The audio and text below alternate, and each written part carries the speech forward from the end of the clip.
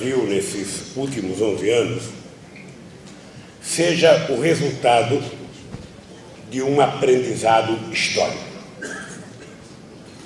Todos vocês sabem que eu fui dirigente sindical, fui um ativista do movimento popular, fui um ativista de partido de esquerda, fui ativista da esquerda da Igreja Católica Brasileira, das famosas comunidades de base da Igreja. Fiz todas as greves que alguém poderia fazer no país, fiz todas as pautas de reivindicação que alguém poderia fazer no Brasil, eu fiz. E quando eu cheguei à presidência, caberia a mim tentar provar se eu seria capaz de fazer tudo aquilo que eu achava que os outros deveriam fazer. Portanto, eu cheguei ao governo com uma parte da sociedade com muitas dúvidas com relação a saber se um operário seria capaz de governar o país, e ao mesmo tempo que uma parte da sociedade tinha muitas dúvidas, eu tinha muita certeza de provar que eu seria mais capaz do que aquela parte da elite que tinha governado o Brasil até aquele momento.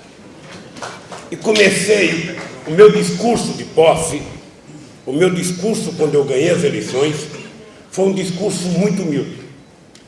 Não teve nenhuma fanfarrice da minha parte. Eu dizia apenas o seguinte: eu primeiro vou fazer o necessário, depois eu vou fazer o possível, e se der, a gente faz o impossível. Portanto, e eu dizia que se ao terminar o meu mandato, cada brasileiro ou cada brasileira estivesse tomando um café de manhã, estivesse almoçando e estivesse jantando, eu já teria realizado a obra da minha vida. Vocês percebem que eu não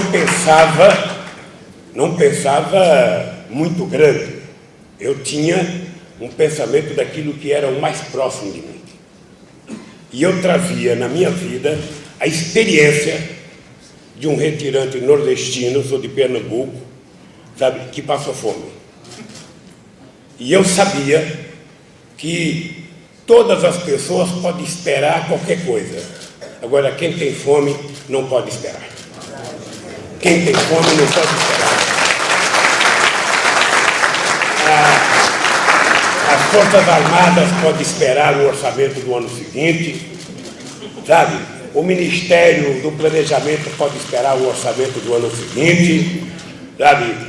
Qualquer um pode esperar, o pobre não pode esperar. É sagrado a gente colocar ele como tarefa obrigatória. Porque o pobre, ele não está no partido político, ele não está no sindicato.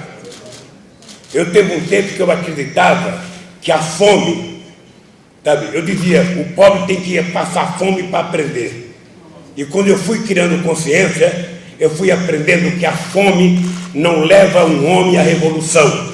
A fome leva um homem à submissão. E o faminto não tem força para brigar. Para que essa política pudesse dar certo,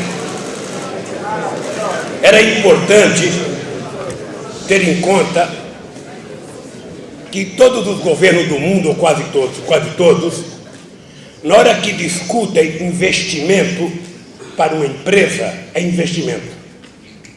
Na hora que discute investimento para qualquer coisa, dinheiro para qualquer setor, é investimento. Quando se trata de discutir as coisas do pobre, é gasto.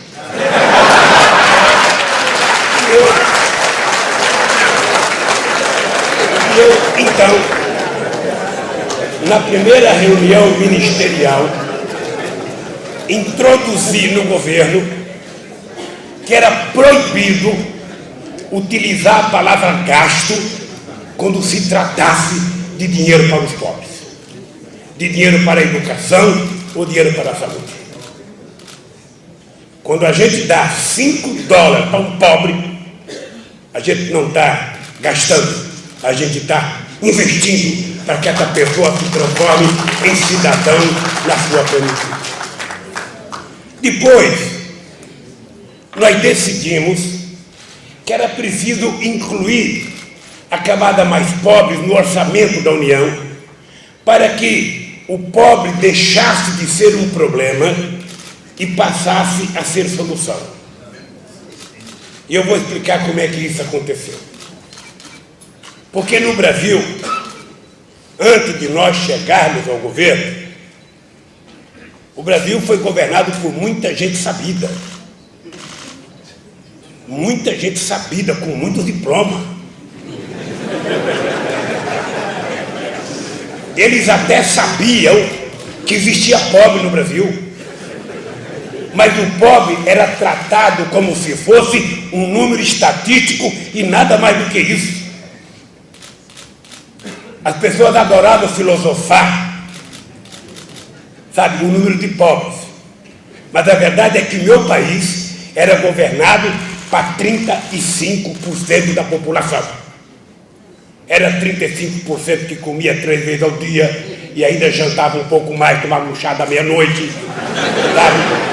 Era 35% que viajava de avião, era uma pequena parte que andava de carro, era uma pequena parte que tinha trabalho formal, era uma primeira parte que tinha passaporte. Já se dava no Brasil como certo que 35% tinha que ter quase tudo e o restante tinha que ser pobre. E não tinha jeito. E eu queria provar que era possível fazer com que o pobre fosse menos pobre. E dizia alto e bom som: eu quero fazer isso sem fazer com que o rico fique pobre. Eu quero que o pobre fique rico. Eu quero inverter essa história de que eu tenho que tirar do rico. Pois bem, mas para fazer isso era preciso quebrar alguns tabus que estavam criados no Brasil. Por exemplo, no Brasil se dizia que não podia aumentar o salário mínimo, que se aumentasse o salário mínimo ia ter inflação. E nós, durante 11 anos consecutivos, aumentamos o salário mínimo e a inflação continuou controlada. No Brasil se dizia que a gente não podia exportar e fazer crescer o mercado interno ao mesmo tempo. Nós aumentamos 4 vezes as exportações e fizemos uma revolução no mercado interno brasileiro. E por que essas coisas aconteceram? E por que os outros não fizeram? É porque não basta receber um número, sabe, que tem pobre no país. É preciso colocá-los na agenda diária das nossas discussões. E eu dizia, quando é que o pobre vai deixar de ser pobre? É quando ele deixar de ser um problema social e passar a ser um problema político. Quando é que ele deixa de ser um problema social e passa a ser um problema político? É quando ele deixa de ser um ser passivo e passa a ser um ser ativo. Quando passa ou ele gritar ou alguém gritar por ele. Porque o pobre, ele não quer mais gritar que está com fome. Ele quer comer. É mais importante do que gritar que está com fome. Então, o que nós fizemos no Brasil foi exatamente isso, mudar uma série de conceitos e compreensões que se tinha da parte mais pobre do Brasil. E fizemos algumas coisas que vocês vão compreender. Faz 11 anos no Brasil que cresce a renda dos mais pobres. 11 anos que cresce a renda média da sociedade, 11 anos que cresce o aumento de salário dos trabalhadores e 11 anos, sabe, que os pobres ganham uma seção maior. A renda média cresceu 35% da sociedade e a renda dos pobres cresceu 66% nesse período. E qual foi o milagre? Quando o programa Fome Zero não foi criado no meu governo. Ele foi criado por mim no Instituto Cidadania em 1992. E o programa Fome Zero foi levado por mim ao presidente Itamar Franco. E nós então dissemos ao presidente Itamar Franco o que eu disse ontem ao presidente José Eduardo. Um programa, hoje de manhã, que um programa de combate à fome só dá certo se o presidente da República tiver todo santo dia cobrando cada ministro ou cada autoridade da